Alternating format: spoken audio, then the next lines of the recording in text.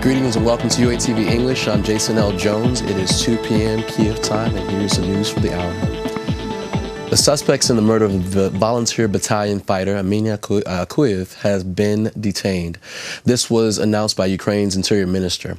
According to him, the DNA of the detained matched one of the weapons left at the scene. The suspects also attempted to murder Amina's husband. He survived, though. The detained were previously involved in two other unsolved cases of contract killings in September 2016 and January 2019. Investigators are working to determine who hired the suspects. Russian-led forces have attacked Ukrainian positions at least twice since midnight. They used grenade launchers, small arms, as well as 82 caliber mortars, which were banned by the Minsk Accords. The attacks took place in the areas which are shown on the map on the screen. There were no losses amongst Ukrainian military soldiers. The Ukrainian government will pay 200,000 hryvnias to each victim's family of the Boeing 737 plane crash. That's around $8,000. Prime Minister Alexei Honcharuk said Ukraine will also control all insurance payments and provide legal assistance. The Ukrainian state will provide comprehensive legal and financial support to the families of the victims. We know that the airline has already made a decision to provide compensation to the families of crew members who died in this tragedy.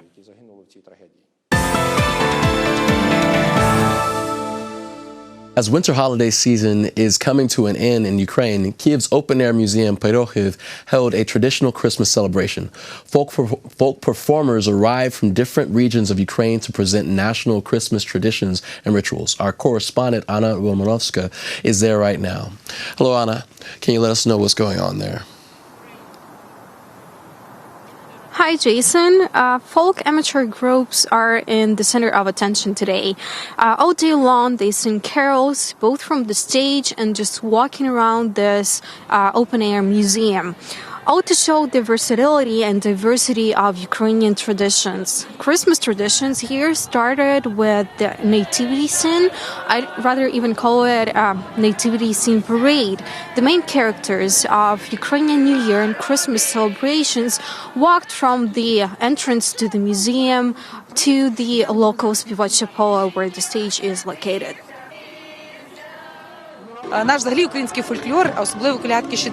Our Ukrainian folklore, especially kolядkas and щедрівkas, are very different, very vivid, and they vary a lot depending on the region they come from. This makes Ukrainian Christmas different from celebrations of other nations, because we have a huge folklore heritage.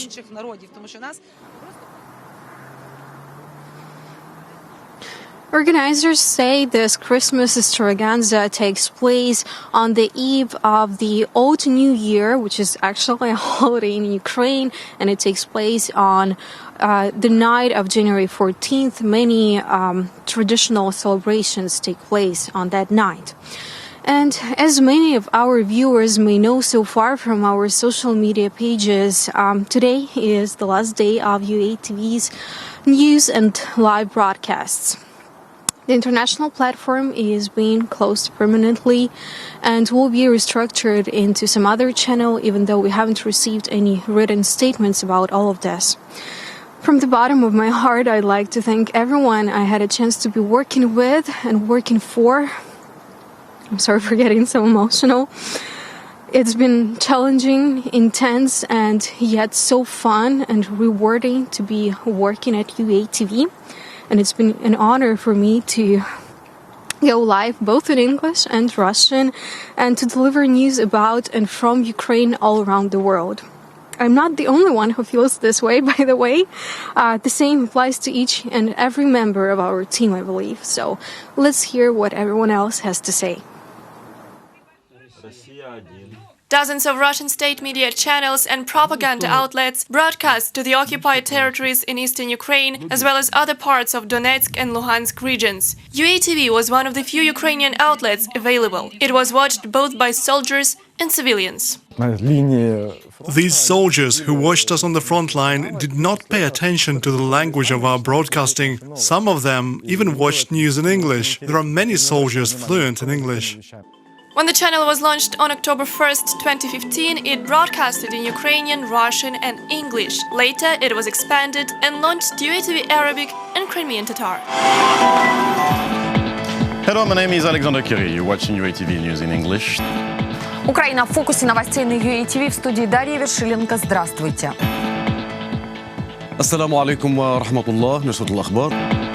Assalamu alaikum warahmatullahi wabarakatuh. Bu UATV. Over the course of 4 years, UATV was connected to almost 400 cable networks and broadcast to nearly 30 countries in Europe, North America, Asia, Africa and the Middle East. The concept of UATV is to convey information about what's really happening in Ukraine to the world, in particular Arabic-speaking countries, that it's not a civil conflict in Ukraine and not some disagreements between politicians, that it's a real aggression by Ukraine's neighbor.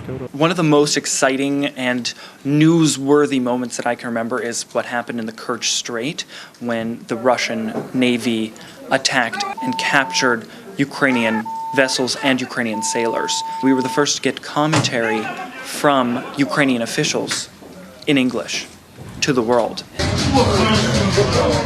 UATV's war correspondents covered exclusive stories from the front line in eastern Ukraine. They reported about the lives of those who returned from the front line. Along with Ukrainian veterans, Anastasia Fedchenko conquered Hoverla, the country's highest mountain.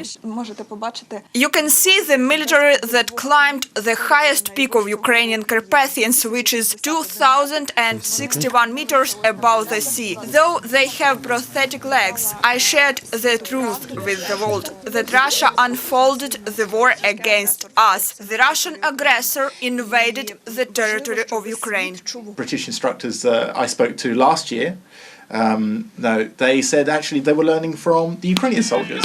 So it's not just them teaching the Ukrainians, it's also the other way around as well, and how this benefits both countries. UATV's parliamentary correspondents covered firsthand the most important sessions. За 279 рішення прийнято. You can't even imagine what an honor it was for me to report in particular to our Russian audience about the voting of the Ukrainian parliament for the official military greeting. As the Russians call it, the Nazi slogan, "Glory to Ukraine." I had goosebumps when the MPs were voting for it. And now the cadets of the National Academy of the Security Service of Ukraine are greeting the minister. Commenting on this very parade became a real challenge for UATV English news presenter Olis Garjuk. It was live. The parade was lasting for about 3 hours. So I was sitting in a dark room for 3 hours with my microphone being switched on the whole time. So I couldn't drink. I couldn't have a sip of water. I couldn't breathe loudly. I couldn't cough, but I wanted to. This was not the only challenge Olis recalls. Last year at the Ukraine Reform Conference in Canada, he and his colleague Antonin Antosha conducted over 30 interviews in just 2 days. Another news anchor, Carrie Oderman, had a chance to interview the US Ambassador to the European Union, Gordon Sondland. The three amigos are Secretary Perry, again Ambassador Volker, and myself. And we've been tasked with sort of overseeing the Ukraine-US relationship. Eventually, this talk was quoted by CNN, The Washington Post, and The New York Times. The question I asked seemed like a pretty innocent question. What brings you to Ukraine? It was his answer and his choice to share with us that President Trump had given him the mandate to be a special envoy of sorts here in Ukraine that then became very, very relevant in the depositions leading up to the impeachment. UATV stops updating news on January 13th. Instead, the Ukrainian government decided to launch a new TV channel for the occupied territories. I clearly understand that I do not want to say goodbye to our audience. I only say see you soon, because I am sure that each of the viewers appreciates what we are doing. Without UATV and without English language content about Ukraine going out into the world from Ukraine, you could potentially have aggressive narratives from aggressive countries being put out about Ukraine to the world. And that's what I don't want. That's what I don't want to happen. So from the whole team at UATV, thanks for watching. So with that being said, it is with bittersweet sadness I say my final goodbye to you, since, as far as I know, this will be my last broadcast to you. The sadness is bitter in the sense that we only just met, and there was so much I wanted to share and learn with you about the endless wonders of this beautiful country that is Ukraine. Yet, I find joy in the sweetness of knowing that somehow and in some way good things will come of this for Ukraine, all of you out there, and we here at UATV. So I encourage you to check out our English language counterparts in Ukraine, and keep your eyes open for Ukraine and everything that's going on. It's been a blessing to be with you. God bless, and I'll see you later.